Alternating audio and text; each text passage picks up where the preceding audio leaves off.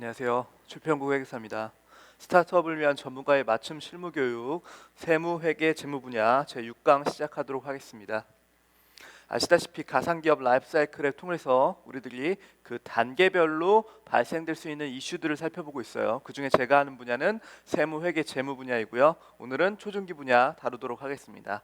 그 중에서도 여섯 번째 시간입니다. 지금 크라우드 펀딩 등의 이제 자금 조달 측면에서 스타트업들이 어떤 것들을 준비하고 어떤 것들을 익히고 이해해야 되는지를 살펴볼 예정입니다. 다른 분야들 다 했었죠. 저희는 지금 크라우드 펀딩 등 자금 조달에 대한 부분입니다. 스타트업들이 어떻게 돈을 끌어와야 되나 이런 측면입니다. 자, 볼게요. 스타트업의 자금 조달 방법. 자금 조달. 여러분들이 가장 원하는 분야 중에 하나죠. 스타트업들의 대부분의 이슈는 뭐냐면 오해하는 부분들 중에 하나이기도 합니다. 대표님들이 스타트업을 만드신 파운더들이 보통 생각하는 게 우리는 돈만 있으면 다 돼. 약간 이런 생각들을 하세요.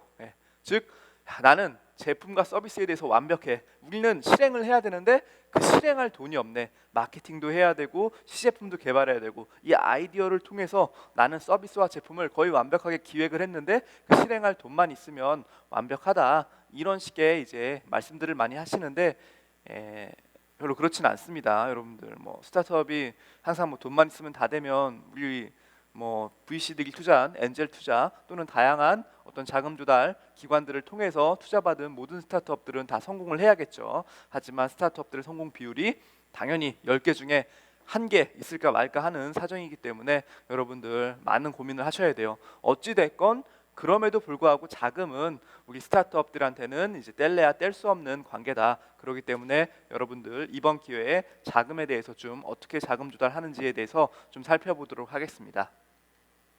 먼저 보시면은 자체 조달이 있어요. 처음에는 뭐 스타트업 처음에 하실 때 다 자기 돈으로 시작하시죠. 자기 돈 열심히 끌어가지고 이제까지 모은 돈 가지고 뭐 스타트업들의 종류가 뭐 여러 가지가 있을 수 있겠는데 크게 보면 뭐 대학생 때부터 그냥 사회생활 없이 바로 스타트업 하는 대학교에 보면 요새 창업 동아리 등이 많거든요. 창업 동아리 안에서 열심히 이제 자기네들끼리 막 제품이나 서비스 아이디어를 가지고 이제 정부 지원 통해서 창업을 하는 경우가 많고요. 저도 어느 대학에 그 창업 심사위원으로서 이제 등록이 돼 있습니다. 그래서 아이들 이제 학생들의 이제 그러한 제품이나 서비스에 대해서 창업 경진 대회 이제 심사를 하다 보면 참 뭐 약간 아이디어는 훌륭한데 서비스 아직 부족하고 뭐 이것저것 많이 부족한 것들이 보여요. 아무래도 사회생활 경험이 없다 보니까 좀 다양한 측면에서 어떤 디테일 뭐 어떻게 방향성 뭐 이런 것들 자금 조달은 어떻게 할 건지 그러면 이럴 경우에는 어떤 이슈가 있고 그 리스크를 어떻게 관리할 건지 이런 부분들에 대해서는 좀 고민이 부족한 게 사실이긴 합니다. 어찌 됐건 뭐 대학생 때부터 창업을 준비해서 실제 졸업과 동시에 창업을 하는 경우가 있고요. 실제로 카이스트나 서울대 뭐 이런 데에서도 실질적으로 그렇게 많은 창업을 해서 성공한 케이스들이 많아요. 그 경우가 있고 또 하나가 이제 뭐 당연히 사회생활을 하다가 나와서 창업하는 경우입니다. 자기 분야를 살려서 대기업에 쭉 있다 보니까 내가 이 인더스트리의 전문가가 된 거예요. 그 전문성을 바탕으로 나와서 창업을 해서 물론 뭐 그렇다고 해서 다 성공하는 건 아니죠. 하지만 좀 더 사회생활, 조직생활을 오래 하다 보니까 이제 뭐 창업을 이렇게 하면 좀 되겠구나라는 어느 정도의 그림을 이제 짜갖고 나오신 거죠. 하지만 창업은 아시다시피 종합예술가예요. 다양한 분야에 대해서 여러모로 두루두루 당연히 제품과 서비스에 대한 전문 지식은 기본인 거고 그거 외에도 뭐 세무, 노무, 법무, 뭐 프랜차이즈, 특허 등등 다양한 부분 경영관리 측면에서 익혀야 될 부분들이 많기 때문에 여러분들 뭐 그게 쉽지는 않습니다. 창업이 어찌됐건 크게 대학을 졸업하고 바로 하는 거랑 아니면 직장 생활을 거쳐서 하는 경우 뭐 두 가지 케이스가 있지만 기본적으로 필수적인 건 다 처음에는 자체 조달을 하세요. 대부분 물론 처음부터 뭔가 내가 엄청난 기획서를 가지고 뭐 펀딩을 받아서 시작하는 경우도 있겠지만 극히 외회적인 부분이고 자신의 어떤 아이디어를 실현시키는 데 있어서 그 자금 조달 자체는 대부분 다 자체 조달을 합니다. 그래서 보통 우리는 3F로부터 돈을 가져다 쓴다 이런 얘기 하거든요. 여기서 말하는 3F가 패밀리, 프렌즈, 풀. 뭐 이거 두 개는 알겠는데 얘는 누구냐? 풀. 여러분들 다 아시다시피 바보 바보들로부터 돈을 좀 구합니다. 저희가 이제 풀이라는 표현을 썼는데 그만큼 스타트업 초기 스타트업에 자금을 쏘는 게 되게 무모한 짓이다라는 거를 어떻게 보면 비유적인 표현으로서 여러분들한테 보여주는 거예요. 얼마나 뭐 얘네들이야 뭐 가족이고 부모님이 뭐 야 그래 한번 해봐라 경험상 이러시는 분들이 흔치는 않지만 가능하고요. 그 다음에 창업 지원에 대한 세제 혜택도 있기 때문에 뭐 나쁘진 않습니다. 뭐 활용하기에 따라서. 그 다음에 프렌즈는 친구들한테 내가 이러한 능력이 있고 이런 아이디어가 있는데 실행할 돈이 없다. 좀 이렇게 빌려달라. 물론 내 돈도 조달하겠다. 이런 사람들이 있고요. 그러니까 이분은 좀 애매한 거죠. 패밀리 프렌즈까지는 뭐 어찌 됐건 이해하겠지만 풀은 그만큼 스타트업에 대한 투자가 불확실하기 때문에 성공 가능성이 담보되지 않기 때문에 이런 표현을 쓴 겁니다. 어찌 됐건 자체 조달하는 경우가 대부분이고요. 이렇게 하다 보니까 당연히 좀 자금이 딸리겠죠. 그럴 경우에는 정부 지원 자금을 많이 활용합니다. 정부 지원 자금은 아시다시피 목적성이 뚜렷합니다. 그 사업을 진행하고자 하는 목적이 있어요. 그 목적에 해당되는 기업들의 요건들을 잘 파악해서 그 요건에 적용되는 기업들에게 해서 한시적으로 자금을 지원하고, 물론 그거에 대해서 팔로업 뒤에 사후 관리 절차도 있는 지원금들이 있고요. 이 지원금은 저희가 2강에서 다뤘습니다. 2강에서 실제 정부 지원 자금이 어떤 것들이 있는지 성격별로 단순히 자금적인 지원뿐만이 아니라 어떤 서비스적인 컨설팅이나 멘토링, 이러한 창업 사관학교 등의 다양한 정부 지원 제도들이 있다. 그런 걸 통해서 기업의 어떤 가치를 성장시키고 우리들의 난리지를 쌓는 그런 측면에서는 정부 지원 자금도 충분히 의미가 있다고 봅니다. 그 다음에 자금 조달, 여러분들 빚이죠, 빚. 신용보증기금, 기술보증기금 등을 통한 차입이 대부분입니다. 신용보증기금은 담보 수준이 없어요. 보통 매출액 가지고 이제 차입을 하는 거기 때문에 여기 여러분들 차입이라고 써 있죠. 아시다시피 차입은 돈을 꾸는 겁니다. 돈을 꾸는 거. 원금과 이자를 갚아야 될 의무가 있어요. 근데 이거 그럼 못하러 꾸나요? 그만큼 자금 상황이 좋지 않다는 거죠. 스타트업 입장에서는 자금 상황이 좋지 않기 때문에 이렇게 돈을이라도 꺼서, 물론 이자율도 좀 싸죠. 왜냐하면 이렇게 보증기금이 보증을 서주기 때문에 이 보증서를 바탕으로 금융기관에 가서 대출을 받기 때문에 좀 더 저길만 편입니다. 그래서 신용보증기금 같은 경우에는 매출액의 일정 비율, 기술보증기금 같은 경우에는 이제 해당 요건이 되는 기술성이 어느 정도 담보돼야 되기 때문에 기술성에 따라서 자금이 차입됩니다. 어찌 됐건 원금을 갚아야 될 의무가 있는 거죠. 이런 방식을 통해서 자금 조달하는 게 이제 일반적이긴 한데, 그 뒤에도 돈이 부족하다, 충분히 부족할 수 있죠. 기업을 성장시키고 가치를 높임에 따라서 단계별로 투자가 필요한데 그런 투자들을 해결할 수 있는 제도들이 있습니다. 바로 크라우드 펀딩, 엔젤 투자, 그다음에 벤처 캐피탈, 공공 펀드 등이 있습니다. 그 외에도 다양한 종류의 자금 조달 방식들이 있지만 오늘 시간에 다룰 내용들은 크게 이 네 가지입니다. 크라우드 펀딩, 엔젤 투자, 벤처 캐피탈, 공공 펀드, 이 네 가지에 대해서 그냥 대략적으로 살펴볼 거예요. 물론 이것들에 대해서 디테일하게 기술적으로 들어가는 건 이제 문서화 작업이 필요한 거고, 그 문서화 작업에서 있어야 될 팁들은 오늘 개략적으로 공유를 할 예정입니다. 그래서 우선 이 네 가지 방식에 대해서 오늘 살펴보겠다. 먼저 크라우드 펀딩입니다. 정의 한번 볼게요. 대중으로부터 자금을 모은다라는 뜻으로 소셜 미디어나 인터넷 등의 매체를 활용해 자금을 모으는 투자 방식입니다. 크라우드, 이 말 자체가 뭐예요? 바로 이제 대중, 군중이란 뜻이죠. 군중으로부터 십시일반 자금을 모아서 그거를 스타트업 기업들한테 투자하는 방식이 바로 크라우드 펀딩입니다. 근데 이게 이제 그 자금을 모으는 방식 자체가 소셜 미디어나 인터넷 등의 매체를 활용하는 겁니다. 즉 여러분들 인터넷에 보면은 크라우드 펀딩 치면은 크라우드 펀딩을 운영하는 회사들이 있어요. 다 이게 적법하게 그 정부기관의 금감원의 어떤 심의를 거쳐서 등록이 된 업체들입니다. 그런 업체들을 통해서 실제 자금을 모아서 스타트업에 투자를 하는 방식이죠. 십시일반. 여기 보시면 군중들이 이렇게 있죠. 이 군중들이 쏘는 겁니다. 돈을 한 곳에 모아가지고 이거를 스타트업에 쏘면 그게 바로 크라우드 펀딩이 되죠. 간단합니다. 원리는 간단한데 이 군중들은 그러면 뭘 보고 기업에 돈을 쏘냐, 이런 부분들이 좀 고민이 되겠죠. 종류가 다양한데요.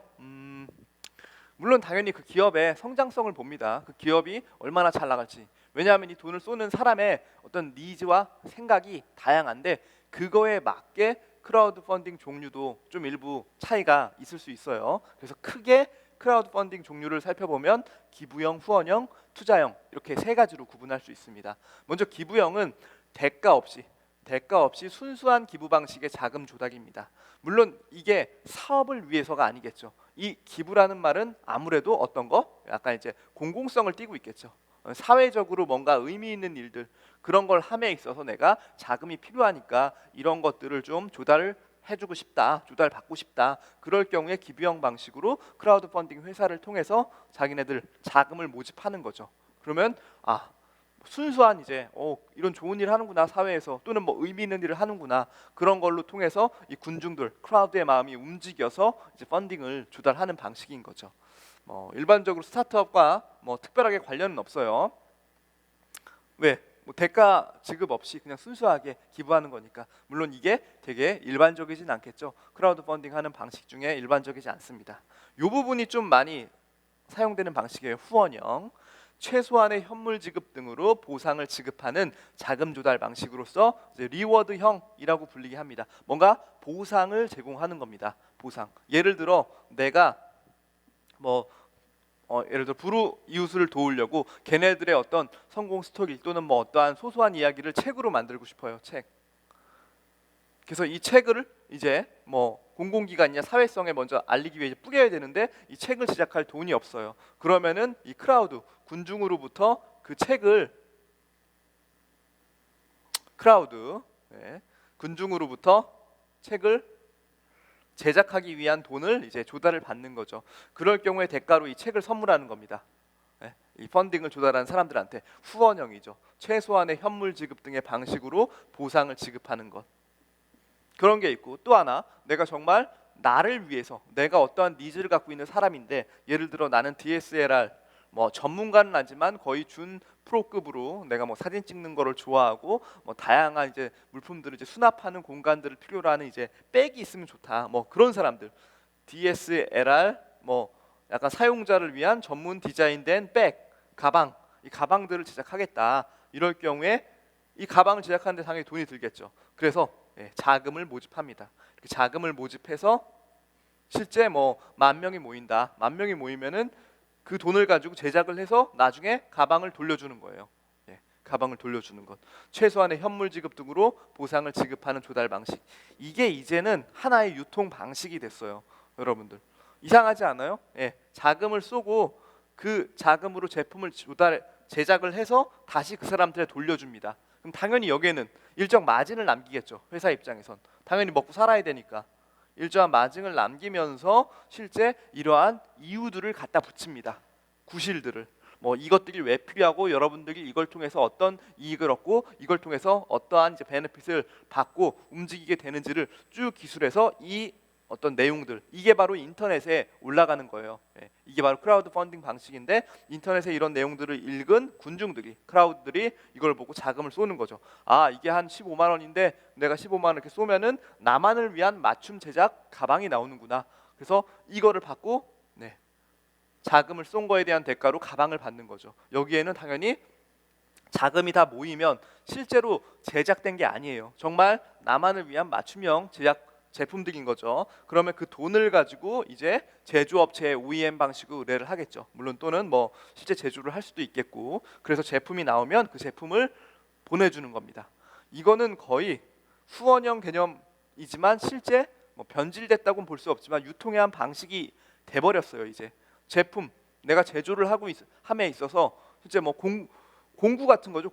공동구매 자기네들이 원하는 어떤 니즈나 이런 것들이 반영된 제품을 크라우드들이 모여가지고 한꺼번에 자금을 쏘고 그걸 통해서 제품을 받는. 물론 여기 안에서는 수수료를 발생시키죠. 크라우드 펀딩이 이걸 가운데서 중개해 주니까 중개 수수료를 받습니다. 그래서 이렇게 자금을 조달해서 제품을 생산해서 판매하는 방식의 후원형이 대표적인 크라우드 펀딩 방식의 한 예로서 요새 많이 뜨고 있습니다. 그 다음에 마지막으로 투자형은 크게 채권형과 지분형으로 나눠져 있어요. 채권형과 지분형. 이거는 아시다시피 뭐예요? 예, 돈을 빌린 겁니다. 원금을 다시 갚아야 돼요. 채권.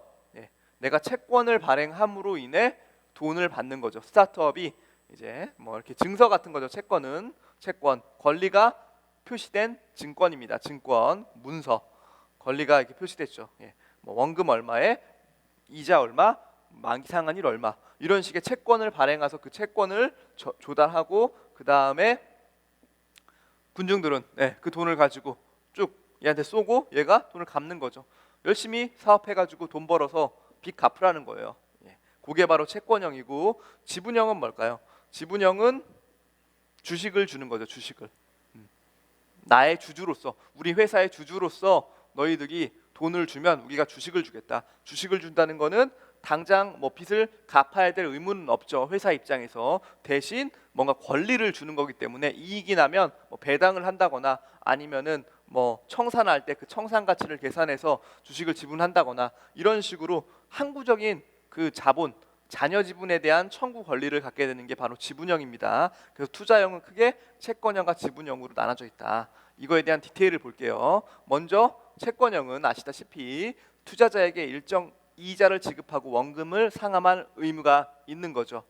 반면에 투자형은 출자 형식으로 자금 조달에 대한 대가로 주식을 발행하기 때문에 그 원금 상환에 대한 의무는 없습니다. 이거는 잘못됐을 때는 온전히 다 크라우드, 그 자금을 출자한 사람들에게 모든 책임이 전가되는 거죠. 뭐 회사는 책임이 없어요. 돈을 받은 이후에는 주식을 주는 거니까.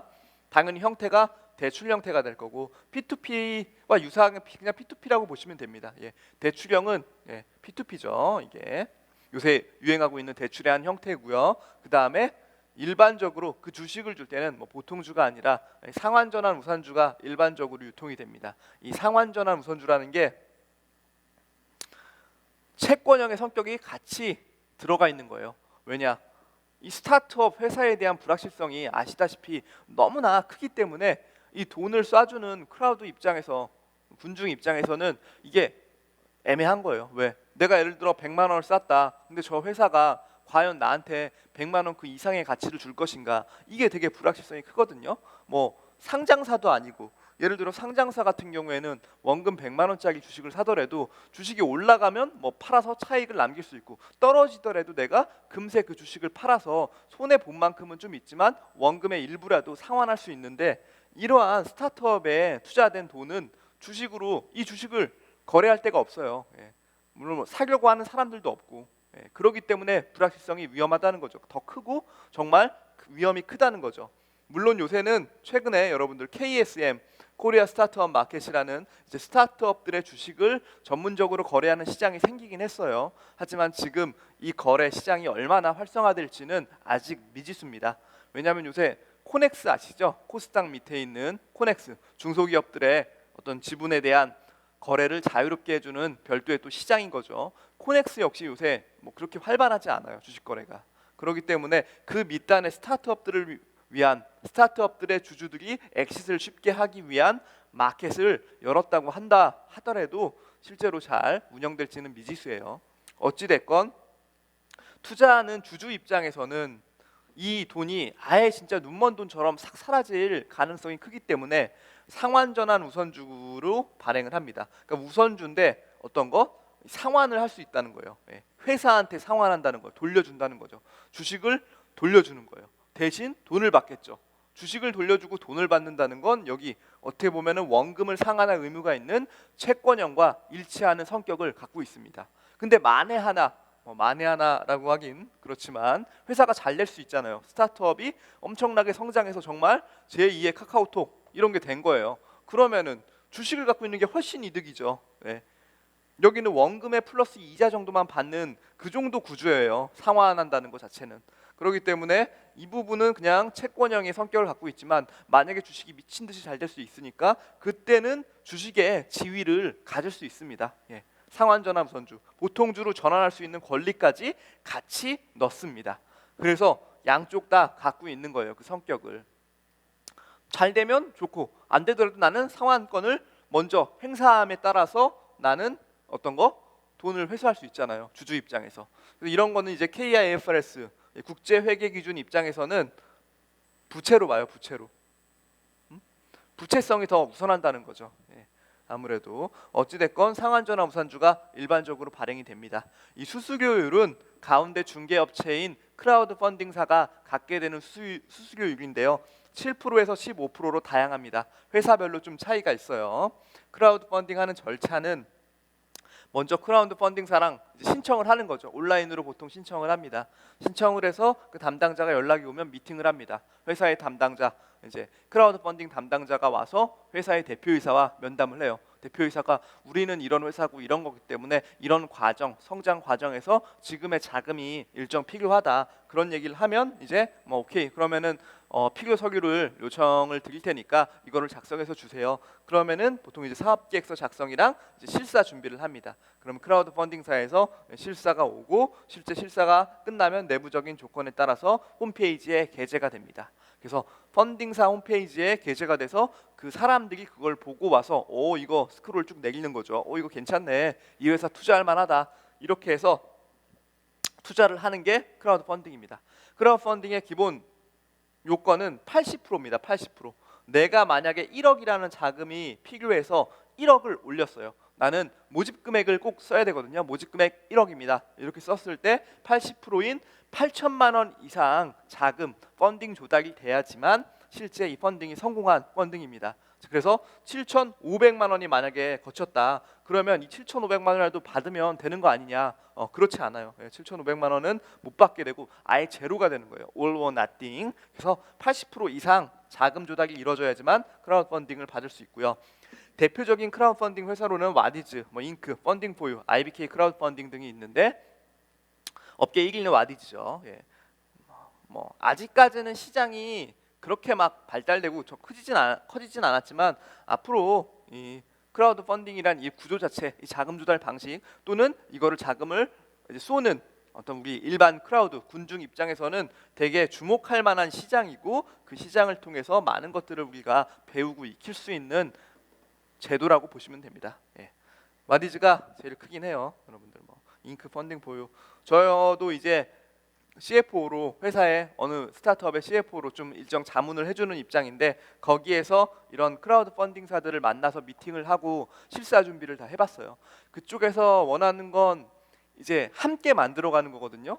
회사 입장에서 야 우리는 무조건 좋은 회사야, 좋은 회사야 이렇게 주장만 해도 의미가 없어요. 크라우드 펀딩 입장에선 크라우드 펀딩사 입장에선 가운데서 이 회사와 군중 그 사이에서 얼마나 왜냐하면 본인들도 수수료를 받잖아요. 성공시키는 게 목적이에요. 근데 아예 아닌 것 같다. 그럼 처음부터 배제를 시킵니다. 그 다음에 그 스타트업들을 이끌어내기 위한 그 대표자들의 마인드, 경력, 경험, 어떠한 비전 이런 것들도 되게 눈에 보이지 않는 정성적인 평가죠. 정상적인 평가를 되게 나름 의미 있게 바라보고 있어요. 또 크라우드 펀딩사별로 각각 갖고 있는 네이처, 비전들이 있습니다. 그거와 우리 크라우드 펀딩 스타트업 회사가 맞냐 이것도 되게 보거든요. 이렇게 쉬운 것만 아니에요. 야 이거 니들 올려서 이거 돈 벌면 좋은 거니까 무조건 해줘야 되는 거 아니야? 그렇지 않아요. 물론 이제 회사가 결손 나는 회사들도 많잖아요. 스타트업들 중에 매출 나고 이익 나면 돈이 필요하겠어요. 이렇게 자금 조달이 물론 그 돈 가지고 재투자해가지고 성장시키면 되는데 그렇기 때문에 대부분 매출이 없거나 되게 미미하거나 항상 마이너스입니다. 스타트업은 마이너스이기 때문에 그렇게 마이너스 났다는 그 재무제표 자체를 크라우드 펀딩사가 싫어하거나 그러진 않아요. 그건 이제 자연스러운 스타트업의 현상이라고 봐요. 하지만 이 회사가 작년 대비 올해 얼마나 성장했는지 매출이라든지 아니면 가입자 수라든지 아니면 그 인터넷 미디어 플랫폼을 들고 있으면 플랫폼에 어떤 이제 트래픽 증가 여부라든지 다양한 요소로 그 회사의 성장성을 보고 이게 앞으로 어떻게 나아가고 내가 이 자금을 가지고 어떻게 써가지고 어떤 시너지를 낼 건지를 잘 이해하려고 합니다. 그런 것들이 각각의 크라우드 펀딩사에 개념적으로 서로 맞는지도 평가를 하고요. 그래서 쉬운 것만은 아닙니다. 크라우드 펀딩 야 어차피 내가 저기다가 올려가지고 돈 버니까 너도 좋고 나도 좋은 거 아니야? 그렇지 않아요. 예. 더구나 이런 이제 회사들은 브랜딩이 중요하기 때문에 자체적으로도 자기네 브랜딩도 중요하고 이 회사를 어떻게 브랜딩 잘 시켜서 군중들에게 잘 보여줄 것인가 크라우드에게 잘 보여줄 것인가 이런 고민도 하기 때문에 함께 고민하고 나아가야 될 부분입니다. 그러니까 크라우드 펀딩 되게 간단하게 돈을 얻을 수 있겠다. 이러한 이제 오해는 버리시는 게 좋을 것 같습니다. 디테일한 얘기는 뭐 필요로 하시면은 제 블로그나 뭐 페이스북 이런 걸 통해서 답변을 주시면은 제가 상담을 구체적으로 해드리도록 하겠습니다. 자, 그 다음에 이제 엔젤 투자인데요. 엔젤 투자. 우선은 엔젤 투자의 정의를 한번 보겠습니다. 개인들이 돈을 모아 창업하는 벤처 기업에 어떤 필요한 자금을 대고 주식으로 그 대가를 받는 투자 형태입니다. 예. 주식으로 그 대가를 받습니다.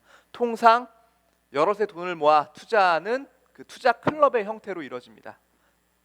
예, 무슨 얘기냐면 엔젤 투자자는 하나의 사람입니다. 근데 그 사람이 어떤 스타트업에 대한 정보를 다이렉트 계속 모든 것들을 뭐 인터뷰하고 방문하고 대표자 만나고 이렇게 알기는 쉽지 않아요. 그렇기 때문에 엔젤 투자 입장에서도 정보가 필요합니다. 스타트업들에 대한 정보를 모으고 효과적으로 관리하고 평가하고 의견을 나누고 정보를 공유하는 게 바로 엔젤 투자 클럽입니다. 그래서 엔젤 투자 클럽 안에 있는 엔젤 투자자가 보통 투자하는 방식이에요.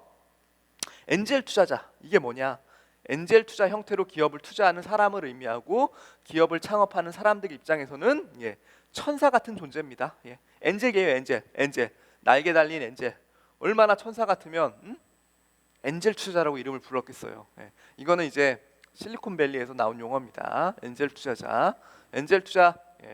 그래서 개인들이 투자한다 이런 특징이 있고, 걔네들은 클럽이란 형태를 모아서 스타트업들을 뭐 관리하거나 정보를 주거나 이런 것들을 확인한다. 데모데이 같은 걸 통해서 실제 스타트업들을 만난다. 그 다음에 주식으로 받는 거고, 실제 이 사람들은 뭐 초기 이제 스타트업들의 자본들에게 있어서 필요한 형태인 거다. 이렇게 보시면 됩니다.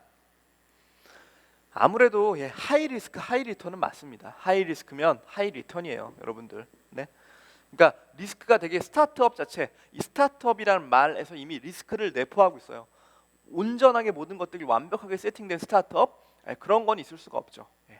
대기업에서 어떤 필요한 사업을 떼어가지고 분사를 시키지 않는 이상, 또는 신규 사업을 만들려고 대기업의 자회사들이 다 어떤 비즈니스를 다 몰아줘요. 사업권을 다 이쪽에 몰아줘요. 그러면은 그건 스타트업이 아니죠. 대기업의 계열사로서 나온 신생 법인인 거고, 저희 입장에서 일반적인 스타트업들은 개인의 어떤 아이디어, 제품, 서비스 이런 것들을 가지고 성장하는 과정에서 있기 때문에 엔젤 투자는 정말 그 스타트업한테 스타트업이 어떠한 이제 아이디어나 제품을 확장시키고 서비스를 실행하기 위해 필요한 돈을 엔젤 같은 천사 같은 사람이 와서 돈을 준다는 거죠.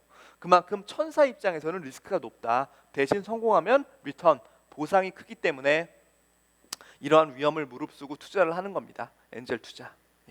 그렇죠. 엔젤 투자의 특징을 한번 살펴볼게요. 아까도 말씀드렸지만 엔젤 투자 클럽으로 사람들이 많이 활동을 합니다. 정보 공유 및 이제 기업의 IR 등의 어떤 투자 활동이 이루어지는 모임들입니다. 이 모임에서 이제 뭐 기업들을 평가하고 확인해서 보는 거고요. 개인 투자 조합은 실제 엔젤 투자자 자체가 돈을 갖고 돈을 쏘기도 하지만 엔젤 투자자가 자기 자금 플러스 다른 사람들의 자금을 같이 모을 수 있어요. 그게 바로 이제 개인 투자 조합이란 형태로 모을 수 있는 겁니다.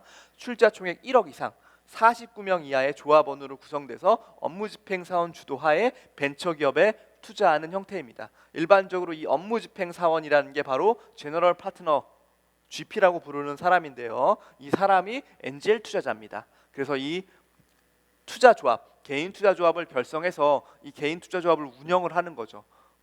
여러 사람들로부터 돈을 모은 이제 조합을 만들어서 이 조합을 가지고 스타트업 기업에 투자를 하는 겁니다. 여기에서 이거를 운영하는 주체는 GP 업무 집행 사원이고, 이 집행 사원이 보통 엔젤 투자자 요건에 해당되는 사람이 보통 이것들을 합니다. 그래서 개인 투자 조합이란 형태로 합니다. 왜? 자기가 돈이 부족한 거예요. 이 회사가 정말 잘 될 것 같은데 필요한 돈이 5억이래요. 근데 나는 1억밖에 없어. 나머지 4억은 어떻게 모으지? 자, 십시일반 개인들한테 모으겠다. 개인들 돈을 다 모아가지고 같이 쏘는 겁니다. 이런 게 개인 투자 조합입니다. 제가 아는 어느 대표님도 개인 투자 조합이라는 형태, 그분도 이 엔젤 투자 협회에 들어가서 교육을 다 받아가지고 적격 엔젤 투자자가 됐고, 그 다음에 자기가 스타트업을 혼자 자신의 돈으로만 투자하는 데는 한계가 있기 때문에 개인 투자 조합이라는 조합을 결성해서 조합을 여러 개 만드는 거죠. 계속 모아가지고 이걸로 스타트업을 투자를 하고 계십니다. 특이한 형태죠. 전문 엔젤 투자자는 누구냐? 엔젤 투자에 대한 위험, 사전 관리가 가능한 전문가 육성을 위해 투자 실적, 경력, 자격 요건 등을 충족하는 개인에게 전문 엔젤 투자 자격 제도를 부여하는 겁니다. 즉 엔젤 투자자, 엔젤 투자자 안에서도 전문적으로 좀 더 상위 그레이드에 있는 사람을 전문 엔젤 투자자라고 합니다. 어떤 이런 요건들이 있고요. 요건들을 다 만족시켜야 됩니다. 그럼 이걸 하면 뭐가 좋냐? 이걸 하면 이 사람이 투자하는 회사도 혜택이 있고 이 사람 자체에서도 뭔가 혜택이 있어요. 그러니까 이 사람이라고 하는 건 엔젤, 전문 엔젤 투자자인데 바로 그 혜택 중에 가장 큰 것 중에 하나가 이겁니다. 엔젤 투자 매칭 펀드. 엔젤 투자자가 기업에 투자를 할 경우에 그러한 적격 요건을 충족할 경우에 일정 비율에 해당되는 정부 자금을 피투자 기업에 쏠 수 있어요. 정부 돈을. 예를 들어 이런 겁니다. 서울 안에 있으면 1대1이에요. 내가 만약에 엔젤 투자자인데 내가 엔젤인데 기업에 1억을 쐈어요. 1억. 그러면 이 기업은 적격 요건을 충족할 경우에 엔젤 투자 지원 센터에 신청을 합니다. 그래서 실제 우리는 정부 지원이 필요합니다. 매칭 펀드 신청합니다. 이렇게 해서 적격 요건을 충족하면 정부가 엔젤 기수분 1억과 똑같은 금액인 1억을 똑같이 쏴줍니다. 즉 기업은 2억이란 돈을 가지고 사업을 할 수 있어요. 좋은 제도죠. 좋은 제도죠. 그럴 경우에 이 전문 엔젤 투자자는 이 비율이 더 높습니다. 1대1이 아니라 더 그 이상 2.5대1 이런 식의 비율이 있고요. 그 다음에 무조건 1대1이 아니라 수도권 밖에, 수도권 과밀 억제 권역지구 밖에서 창업을 한 그런 스타트업들은 1대 1.5 엔젤 투자가 1억을 쏘면 1억 5천만 원을 정부에서 쏴주는 그러한 제도가 있습니다. 그래서 비율은 다 다르고 그 요건은 좀 더 다르다. 근데 전문 엔젤 투자자는 그러한 비율들 이런 측면에서 더 큰 혜택을 받을 수 있습니다. 엔젤 투자자가 투자한 기업은 벤처기업 인증도 훨씬 더 수월하고 그러한 요건들이 있어요. 그런 것들을 잘 활용할 필요가 있습니다. 제가 아까 말씀드린 대로 스타트업의 CFO로 지금 자문을 좀 드리고 있는 회사가 있어요. 그 회사도 지금 엔젤 투자 매칭 펀드를 신청하고 있습니다. 엔젤 투자자로부터 돈을 받았고 그걸 가지고 이제 매칭을 신청한 거죠. 매칭을 하게 되면 여기 적격 요건들이 있는데 이 적격 요건이 뭐냐면 주주와의 기존에 있는 구주 거래랑 그 다음에 이 엔젤 투자자와 회사 지금 스타트업 투자를 받고 있는 이 기업이죠. 이 기업 간의 거래 관계가 얼마나 투명한지 여부를 중점적으로 봐요. 요새 여러분들 엔젤 투자자다 내가 그러면 그러한 유혹이 있거든요. 야, 내가 저 기업에 1억을 쏴주면 정부에서 1.5억을 쏴준대. 스타트업 대표랑 얘기하는 거예요. 야, 그러면은 내 1억은 돌려줘. 너 1.5억 가지고 사업해. 그것도 많잖아. 이렇게 얘기하는 거예요. 돌려주는 대신에 일부 수수료까지 줘. 이렇게 이제 얘기를 하는 겁니다. 그러면 기업 입장에선 당장 단돈 1원, 1,000만 원, 2,000만 원이 소중한 이 시점에 그 정보에 혹할 수밖에 없어요. 제한이. 하지만 그거는 정부 돈을 갉아먹는 범법행위죠. 불법행위입니다. 불법행위. 그래서 그러한 잘못된 엔젤 투자자를 사기꾼이죠. 사기꾼. 그런 사람들을 이제 고소하고 실제 형집행까지 이루어지는 그런 케이스가 최근 들어 많이 나오고 있어요. 그렇기 때문에 실제 좋은 제도를 악용하는 나쁜 놈들이 있기 때문에 이 엔젤 투자 매칭 펀드를 신청하고 심사하는 입장에서는 그 부분을 많이 중점적으로 봐요. 이 엔젤 투자자와 기업 간에 어떠한 이면 계약, 어떠한 불법적인 요소가 있는지를 보는 겁니다. 이 엔젤 투자자가 실제로 이 기업의 어떤 성장성, 앞으로 나아가야 할 것들 그런 것들을 보고 종합적으로 고려해서 투자를 결정한 거고 그전에는 알던 사이가 아니다. 이러한 관점이 중요한 거예요. 순수하게 이 기업을 믿고 이 기업을 엔젤 투자가 천사가 돼서 실제 하이 리스크 하이 리턴을 노리고 투자를 한 거고 그러기 위해선 좀 더 성장하려면 매칭 펀드를 통해 자금 추가 투입이 필요하니까 적격 요건을 충족해서 신청을 하는 거죠. 그래서 엔젤 투자와 기업과의 관계, 그다음에 기업 내부에 있는 주주 간의 구주 거래 이런 것들 통장 내역까지 다 확인해서 여러분들 투명성을 다 확인하고 있습니다. 시사 때. 그래서 이런 것들에 대한 준비가 필요합니다. 엔젤 매칭 펀드를 잘 받기 위해서는 이 적격 요건이 중요하고 이 회계사 실사까지 나오거든요. 그 실사를 통해서 기업의 어떤 내용들을 잘 파악해야 됩니다. 기업과 엔젤 투자자, 기업 주주들 간의 거래 내역들, 그런 걸 통해서 실제 이게 정부 지원을 그냥 정부 자금 돈만 먹고 도망치려는 그러한 사기꾼들이 아니냐, 이런 것들을 밝혀내야 된다는 거죠. 예. 우리가 낸 세금 당연히 유용하게 잘 써야 되는 겁니다. 여러분들, 이러한 혜택들이 있다. 엔젤 투자를 하면 엔젤 투자의 특징입니다. 자, 보셔야 돼요. 그 다음에 벤처 캐피탈. 벤처 캐피탈이라고 하면 정의를 읽어보겠습니다. 우선 위험성은 크나 높은 수익이 예상되는 사업에 투자하는 자금입니다.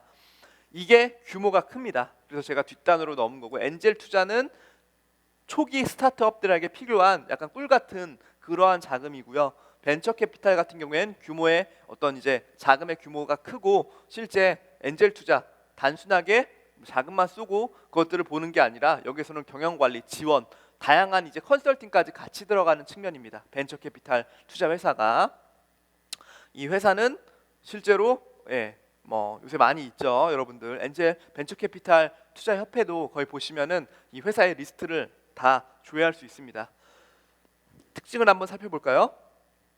창업 투자 회사 또는 모험 자본으로 불리며 장래성은 있는데 이 자본과 경영 기반이 취약해서 융자가 어려운 기업에 대해서 자본 참여를 통해서 기업의 위험을 어떤 공동 부담한다. 기업가와 자금, 경영 관리 등을 종합적으로 지원함으로써 높은 이득을 추구하는 자본 또는 금융 활동이다. 그러니까 단순하게 돈만 쏘는 게 아니라 경영 관리 측면에서 컨설팅도 제공하고 있습니다. 큰 돈이 들어가기 때문에 어찌 됐건 이제 공동 운명체가 된 거예요.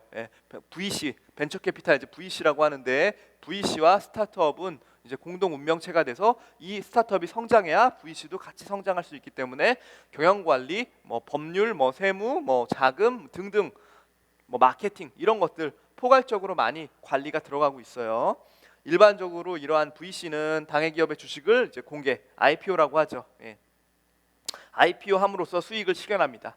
뒷단계에 들어오기 때문에 큰 돈이 들어가고 그 큰 돈을 다시 엑싯, 돈을 이제 돌려받는 거죠. 회수하는 거. 이 회수하는 게 일반적으로 더 큰 투자자가 들어오기 전까지는 쉽지 않아요. 그럴 경우에 보통은 좀 더 이런 식으로 기술적으로 보완하고 더 키워가지고 IPO, 상장을 하는 거죠. 코스닥이나 뭐 유가증권 시장에 상장을 함으로써 엑싯을 하는 거죠. 자금을 그때 주식을 팔므로써 엑싯을 하는 게 뭐 일반적인 형태입니다. 물론 다른 형태, 중간에서 다시 구주를 매수하는 누군가, 또 다른 VC를 통해서 엑싯을 할 수도 있고요. 그거는 또는 M&A를 통해서 블락딜을 할 수도 있습니다.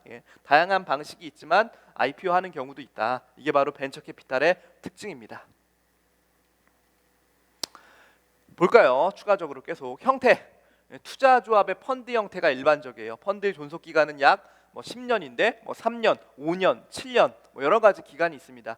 그 기한 내에 어떤 기업을 투자해서 실제 여기서 황금성 제품은 잘 이 회사를 키워서 엑싯하고 그 다음에 위에 있는 LP들한테 돈을 쏴주는 거, 그게 바로 이제 펀드 형태죠. 투자조합. 아까 개인 투자조합 말씀드렸죠. 그거와 유사합니다. 투자조합의 형태가 좀 일반적이고 엔젤 투자자에 비해 지속적인 투자가 가능하다. 왜냐하면은 엔젤 투자자는 개인적인 재무 상태가 다 달라요. 어느 분은 예를 들어 뭐 자금이 좀 있어가지고 후속 투자까지 할 정도의 여유가 있으신 분도 있지만, 어느 분은 그냥 엔젤 투자자가 자기의 업으로서 뭔가 포트폴리오를 다양하게 하는 추가적인 자금 여력이 없으신 분도 있어요. 또한 자금 여력이 있다고 하더라도 시간이 지나면 후속 투자가 필요한 시점에 그 사람의 개인의 재무 상태는 어떻게 변할지 아무도 장담할 수 없거든요. 그렇기 때문에 좀 일시적인 투자일 경우가 좀 큽니다. 그 다음에 엔젤 투자자는 어느 정도 시간이 지난 다음에 좀 엑싯을 하려는 니즈가 있고요. 하지만 벤처 캐피탈은 규모도 크고 실제 추가 후속 투자에 대한 어떤 LP들로부터의 약정이 이루어져 있으면 지속적인 투자가 가능합니다. LP들, 제가 계속 LP라고 말씀드리는데 이건 리미티드 파트너입니다. 유한 책임 사원이라고 보시면 돼요. 유한 책임 사원. 실제 돈을 쏜 사람들입니다. 뒷장에서 구체적으로 살펴볼 거예요. 그러니까 엔젤 투자에 비해 지속적인 투자가 가능하다는 게 이제 벤처 캐피탈의 특징이고요. 종류는 여러 가지가 있는데 크게 제가 네 가지로 그냥 나눈 겁니다. 여러분들 다른 종류 또 어떤 그룹핑에 따라서 또 섞이고 그럴 수 있어요. 하지만 제가 우선 네 가지로 설명을 드립니다. 먼저 연기금은 아시다시피 뭐 국민연금 또는 군인공제 어떤 이제 연금 어떤 그 디파짓 연금의 어떤 그 기금을 통해서 이 기금을 활용해서 스타트업한테 투자하는 방식이고요. 대학 기금은 대학 자체에서 실제 자금을 조달해서 집행하는 구조입니다. 그래서 뭐 서울대라든지 카이스트, 한양대 등등 기금을 운영하고 있는 어떤 스타트업과 창업에 약간 중점을 두고 있는 학교들은 이러한 기금들이 다 조성이 되어 있어요. 모태 펀드는 펀드 오브 펀드라고 하는데 그 펀드 위에 펀드인 거죠. 예.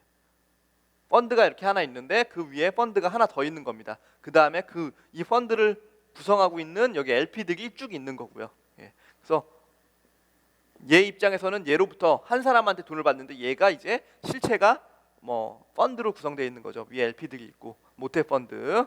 이게 바로 이제 정부 기관들이 보통 이렇게 활용하는 겁니다. 또는 연기금 역시도 모태 펀드를 통해서 스타트업에 투자하는 경우가 많아요. 직접 국민연금이 군인공제가 직접적으로 뭔가 이제 그 회사한테 투자를 하는 경우는 흔치 않고요. 펀드 오브 펀드를 구성해가지고 그 밑단에서 계속 아래로 내리는 형식의 그런 게 좀 일반적입니다. 그 다음에 회사나 개인들도 펀드를 벤처 캐피탈을 구성할 수 있죠. 그래서 회사 같은 경우에는 대기업들이 뭐 사회적인 공헌 어떤 목적에 의해서 펀드를 구성해서 스타트업에 투자하는 경우가 있어요. 뭐 개인들도 좀 쉽진 않지만 대자산가다 그러면 벤처 캐피탈을 설립해서 할 수 있거든요. 벤처 캐피탈의 최소 자본금은 50억입니다. 50억 정도는 들고 있어야지 이제 내가 어디서 VC다 이런 얘기 할 수 있거든요. 최소 투자 금액이고요. 회사 같은 경우에는 많고 이러한 종류들이 있다. 이런 특징을 알 수 있고요.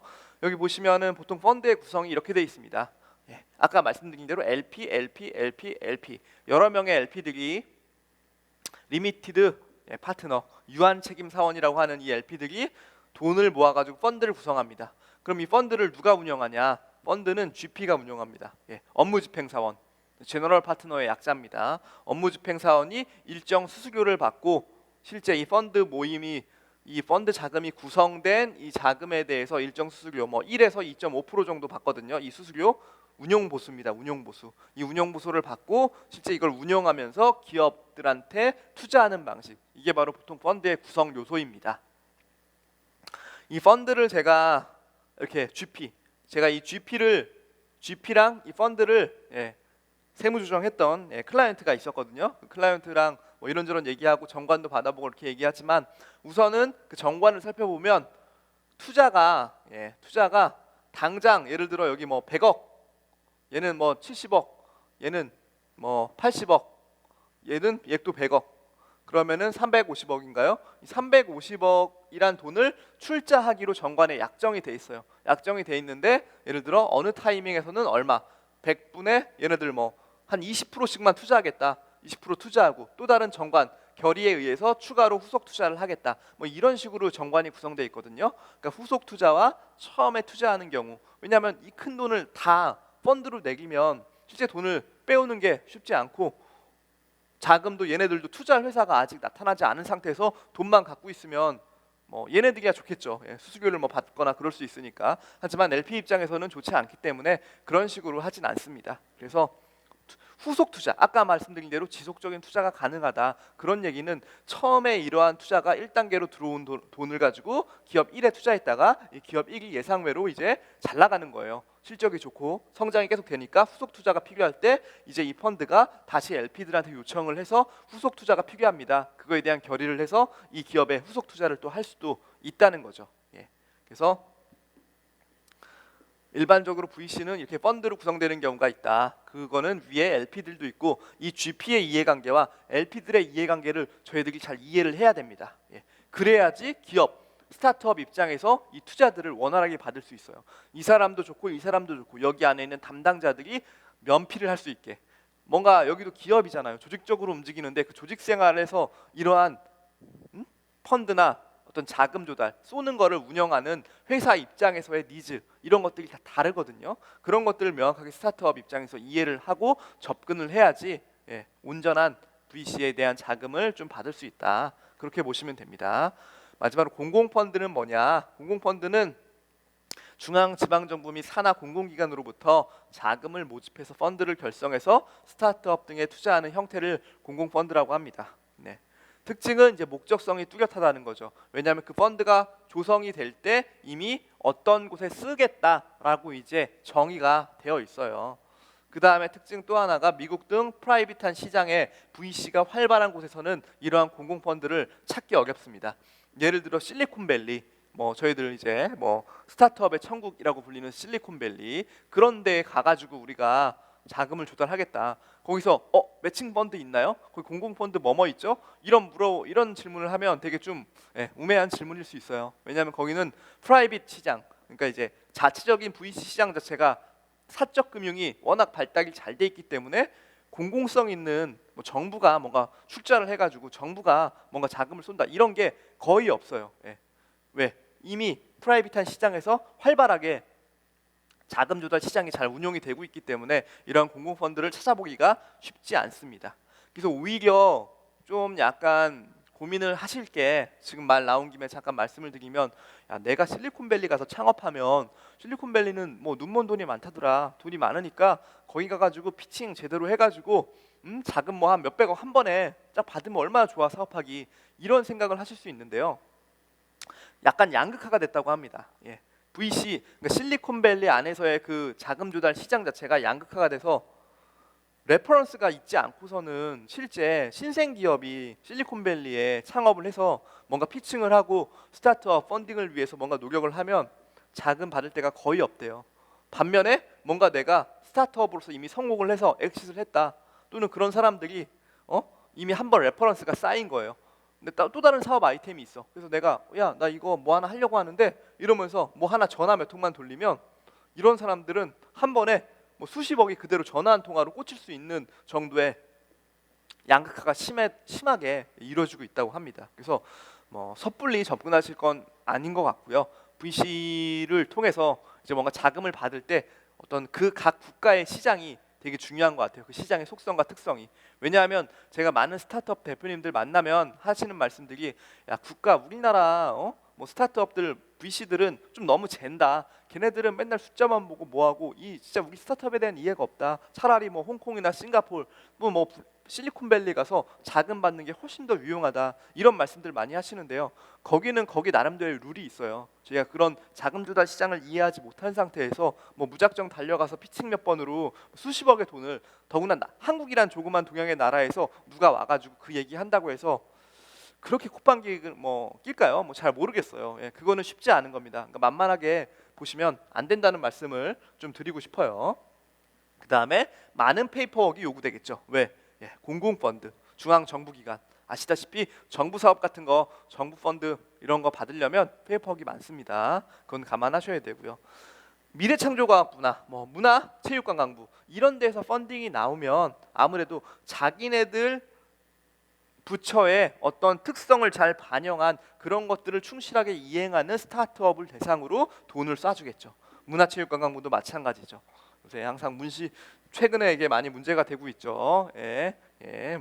아시다시피 K 펀드 이상한 거 있잖아요. 그런 거. 그러니까 되게 문제가 되는, 눈먼 돈이 나아갈 가능성이 큽니다. 진정으로 자금이 필요한 스타트업들한테 돈이 가는 그런 구조가 되고, 투명하게 누구나 이제 그런 것들을 활용하고 절차를 확인할 수 있어야 되는데, 몰래 아름아름 할 경우에는 정말 세금이 새는 거죠. 이런 것들은 당연히 유념을 하셔야 되고요. 어찌 됐건 각 부처별로 만든 이렇게 펀딩들이 있으면, VC들이 있으면 그 VC는 그 부처들의 어떤 특징들이 잘 반영된, 니즈가 반영된 어떤 사업 목적에 해당되는 스타트업들한테 돈을 쏘는 경향이 있다. 그 다음에 서울시 등 지방정부, 경기도나 인천시 각 지역별로 펀딩을, VC를 조성해서 투자를 하는 경우가 있습니다. 그래서 다양한 정부기관들로부터 어떤 펀드가 구성되고 그 펀드로부터 돈을 받는 거, 스타트업들, 공공펀드의 일종입니다. 마지막으로 투자 단계를 볼 거예요, 여러분들. 투자 단계, 여러분들 얘기 들으면 시리즈 A 받았다, 시리즈 B 받았다, 그러면서 축하 파티하고 스타트업들 그런 얘기 들어본 적 있으시죠? 간략하게 말씀을 드리자면 단계별로 내가 뭔가 성장하기 위해 자금이 필요한 것들을 이제 시리즈라는 표현을 쓰는 겁니다. 시리즈 A 단계, B 단계, C 단계, 뭐 그 다음에 더 이상 필요 없다 이럴 수도 있고, 필요하면 뭐 D 단계까지 더 갈 수도 있고, 뭐 그것들은 기업의 어떠한 특성에 따라 다 다른데요. 먼저 스타트업이 창업을 하면 물론 뭐 엔젤 투자 또는 정부 지원 자금, 뭐 자체 조달 등등을 통해서 기본적으로 연명을 합니다. 비즈니스를 움직여고 실행을 하려면 돈이 필요하기 때문에 그런 것들을 통해서 스타트업 창업한 기업들이 존속을 하다가, 이제 뭐 초기 제품, 이거는 그냥 제가 제품을 생산하는 기업을 예시로 든 거예요. 당연히 서비스 기업은 단계별로 다르고 실제 제품을 생산한다고 하더라도 이 단계로 시리즈를 받거나 그러진 않아요. 상황에 따라 다른 거니까. 근데 일반적인 예시를 한번 든 것뿐입니다. 예를 들어 초기 제품을 생산하기 위한 자금이 필요해요. 시리즈 A. 그때 뭐 VC라든지 그때 자금이 큰 뭐 팁스라든지 뭐 여러 가지 활동을, 뭐 자금 조달원을 통해서 소싱을 통해서 시리즈 A를 받는 거예요. 그때 뭐 이 자금은 기업별로 다 달라요. 뭐 예를 들어 5억이 될 수도 있고 5억에서 10억 사이 또는 그 미만이 될 수도 있습니다. 이런 식으로 자금을 받아서 제품을 생산해서 실제 이 제품에 대한 우수성, 안전성을 인정받고 그 다음에 뭐 소비자들의 어떤 뭐 컴플레인들을 잘 반영해서 이제 업그레이드 시키는 거죠. 그러한 기간을 끝나면 이제 시장에 본격적으로 진출해도 되겠다. 이런 것들이 이제 계획이 쓰면 시리즈 B를 투자받는 거죠. 왜? 시장에 진출하려면 많이 생산하고 마케팅도 필요한데 그때에 위해서 내가 한 번 더 자금을 받는 겁니다. 뭐 이때는 뭐 10억 내외가 될 수도 있겠죠. 뭐 그거는 아까 말씀드린 대로 규모는 다 다릅니다. 어떤 회사의 뭐 니즈나 회사의 상황에 따라서 다른 거고요. 시리즈 B를 투자 받았어요. 이렇게 해서 시장에 진출했는데 뭔가 시장 점유율, 시장 전체를 확대하기 위한 추가적인 투자가 필요한 거예요. 근데 물론 여기서 내가 돈을 무지 잘 벌면 이런 투자 자체가 필요 없겠죠. 왜? 투자를 받는다고 해서 무조건 좋은 건가요? 그렇진 않아요. 왜? 투자를 받는 대신에 난 주식을 줘야 되니까. 근데 내가 회사 CEO 입장에서는 우리 회사는 더 커지기 때문에 그 주식의 가치가 지금 보기엔 되게 아까운 거예요. 하지만 내가 돈이 지금 필요하니까 당장 그래도 끌었을 돈은 없고 금융기관 차입이 쉽지 않아가지고 시리즈 C를 받겠다. 뭐 이러한 컨셉이거든요. 그래서 그 시기별로 금액과 어떤 규모, 그 다음에 그때 필요한 것들, 내가 자금이 얼마나 있는지 이런 것들을 잘 설계를 하셔야 됩니다. CFO의 역할이 중요한 거예요. 그래서 어찌 됐건 다시 시장 확대를 통해서 시리즈 C를 이제 받게 되는 거예요. 받아가지고 실제 시장 확대를 해서 점유율을 올렸어요. 매출도 안정적으로 나오고 이익도 매년 일정 기간 발생을 하니까 이제 IPO를 하는 거죠. 또는 뭐 블락 딜을 한다거나 M&A 되거나 실제 대기업에 뭐 이런 식의 어떤 일련의 과정을 겪습니다. 그때 그렇게 하기 위해 추가적으로 돈이 또 들면 시리즈 D를 생각 받는다. 그런 얘기를 할 수 있어요. 시리즈 D. 뭐 이런 것들은 있을 수도 있고 없을 수도 있고. 그러니까 어떠한 시리즈 A, B, C, D라는 개념 자체는 뭐 금액에 따라 구분되는 게 아니라 단계별로 뭔가 우리 회사의 성장에 필요한 단계에 필요한 투자 자금이라고 보시면 돼요. 근데 그 금액이 일반적으로 뭐 여기 뭐 몇 억대, 여기는 뭐 10억대, 뭐 여기 수십억대, 뭐 이런 식으로 단계별로 차이가 좀 있을 뿐입니다. 물론 그 단계는 기업에 따라 뭐 편차가 엄청 편차가 심할 수 있겠죠. 그 다음에 한 가지로 마지막으로 말씀해 드릴 수 있는 게, 예를 들어 시리즈 A 때 그러면 저요 한 시리즈 A 때 못하러 여기 뭐 5억, 뭐 1억 받아요. 한 여기 500억 받으면 좋은 거 아니에요? 그렇지 않아요. 이것도 스타트업 CEO 입장에서는 내가 지금 미래를 담보하고 현재 시장에 돈이 없으니까 내 미래 가치를 넘기고 돈을 받는 거예요. 그렇기 때문에 내가 큰 돈을 받으면 나는 더 얽매일 가능성이 있어요. 누구한테? 투자자한테 50% 이상 지분을 주게 되면 경영권을 상실하게 되죠. 언제든지 CEO가 갈릴 수 있는 거예요.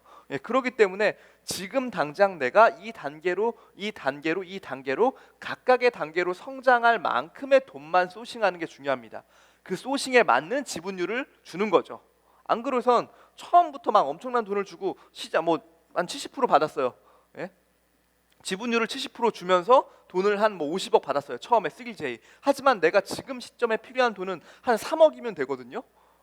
굳이 내가 돈이 무조건 많으면 좋다 이런 생각할 필요 없거든요. 굳이 내가 이 50억을 받아서 47억은 어디다 쓸 거예요? 이미 지분율은 다 뺏기고. 그러면 이제 CEO를 갈고 이 투자자 입장에서 자기의 입맛에 맞는 어떤 비즈니스를 또 해서 실제 회사가 대박 나면 저는 뺏기는 거죠, 회사를. 뭐 스티브 잡스의 예는 뭐 적절하지 않을 수 있겠지만 스티브 잡스처럼 자기가 만든 회사에서 자기가 쫓겨나는 그런 상황이 벌어질 수도 있어요. 그래서 돈이라는 거는 되게 무서운 겁니다, 여러분들. 뭐 많으면 좋다. 아이, 많으면 그렇게 좋지 않아요. 아까 말씀드린 대로 제가 스타트업에 이제 자문을 하면서 느끼는 건 엔젤 투자자가 들어왔기 때문에 엄청나게 간섭이 심해요. 예? 여러분들 심지어 뭐 통장 내가 뭐 입출금 내역도 다 문자로 넣어달라. 문자 서비스로 나한테 줘라. 엔젤 투자자한테 보내라. 뭐 이런 얼토당토하는 얘기를 하는 경우도 있거든요.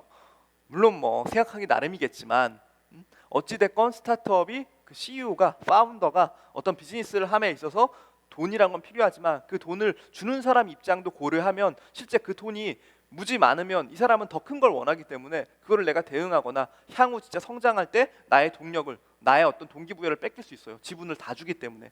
그래서 각 단계에 필요한 자금만큼 소싱을 하고 그 자금에 합당한 미래 가치를 잘 계산해서 지분을 주는 그런 방식이 페어한 마켓 시장입니다. 여러분들 그런 것들을 잘 염두에 두시고 투자를 단계별로 받길 진심으로 바라겠습니다. 오늘은 자금 조달 내용 여기까지 하도록 하겠습니다. 수고 많으셨습니다. 감사합니다.